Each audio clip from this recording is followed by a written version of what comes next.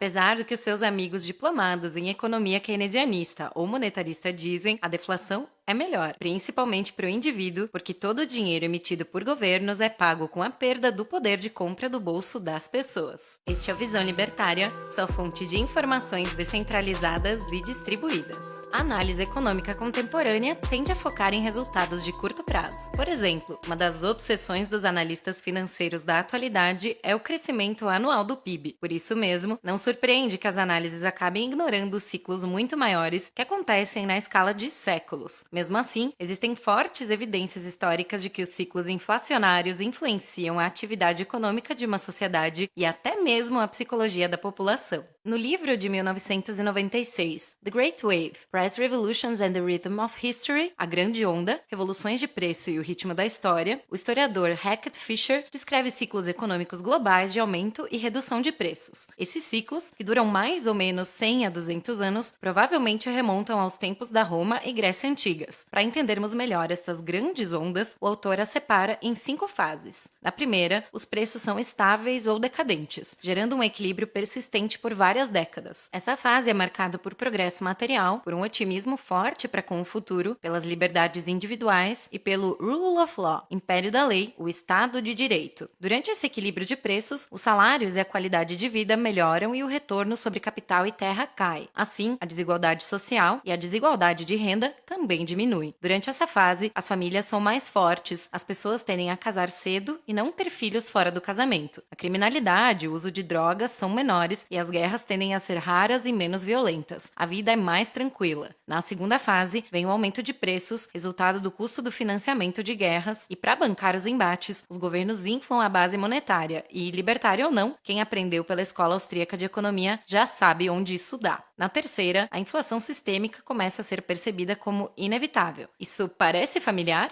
Pois é. As pessoas se acostumam com a expansão da massa monetária, com o aumento da velocidade de circulação do dinheiro e com o consequente aumento de preços. E a reação natural da maioria é aumentar a preferência temporal. Na quarta fase, os preços, principalmente das commodities, ganham volatilidade. Expansões e contrações da base monetária em períodos curtos de tempo causam grandes choques, e os mercados financeiros se tornam cada vez mais instáveis. Os governos se endividam cada vez mais para manter os seus altos gastos, enquanto os salários vão perdendo ainda mais o poder de compra. O retorno sobre capital e imóveis aumenta muito e isso cria uma grande desigualdade social e de renda. Aí se acumulam as tensões sociais. Mais pessoas começam a passar fome, a morar na rua, aumentam a criminalidade, os filhos fora do casamento, o abuso de drogas e outros problemas. Com tudo isso, a crença geral nas instituições cai, aumenta a confusão e a busca por valores espirituais. E finalmente a fase 5, que é quando a bolha estoura, geralmente com consequências catastróficas, como pragas ou guerras que exterminam inúmeras vidas e destroem completamente sistemas políticos e sociais. É triste, horrível só de pensar, mas com a desaceleração forte do crescimento populacional, as pressões inflacionárias tendem a cair e isso causa um resfriamento econômico que dá origem ao próximo ciclo. E agora vamos percorrer uma timeline sob a luz da teoria das grandes ondas desde as principais fases lá do século XIII. Naquela época, houve uma revolução medieval dos preços, em que eles aumentavam em média 1% ao ano. Essa fase acabou no século seguinte, com a Grande Fome Europeia de 1315 e com o gigantesco surto da peste negra de 1346. Estima-se que esse surto pode ter matado até mesmo metade da população da Europa. Ao mesmo tempo, aproximadamente, a dinastia Sung sofria um debacle lá na China, resultando em um grande caos no país. Foi uma catástrofe no mundo todo. Depois dessa enorme crise, veio o equilíbrio da Renascença, durante os séculos 14 e 15. Esse período em que houve queda de preços é hoje associado com um grande avanço material, cultural, científico, arquitetônico, literário e artístico na civilização ocidental. As ideias da antiguidade clássica, como o humanismo, foram redescobertas e desenvolvidas. Mas como nada que é bom dura para sempre, guerras expansionistas e a exploração de ouro e prata no Velho Mundo trouxeram à tona a revolução de preços do século XVI, quando houve aumento de preços de 1,5% ao ano em média. Essa fase terminou com a crise geral do século XVII, que é um termo usado por historiadores para se referir a uma série fatídica de acontecimentos mundiais da época, de mudanças econômicas, sociais e políticas que levaram à fome, a doenças e a guerras. Na Europa, ocorreu a Guerra dos 30 Anos, um dos conflitos mais historicamente sangrentos do continente, e também a Guerra Civil Inglesa. Na China, a dinastia Ming colapsou, e o povo sofreu também com doenças e fome, que causaram um grande declínio da população, mais uma enorme catástrofe global.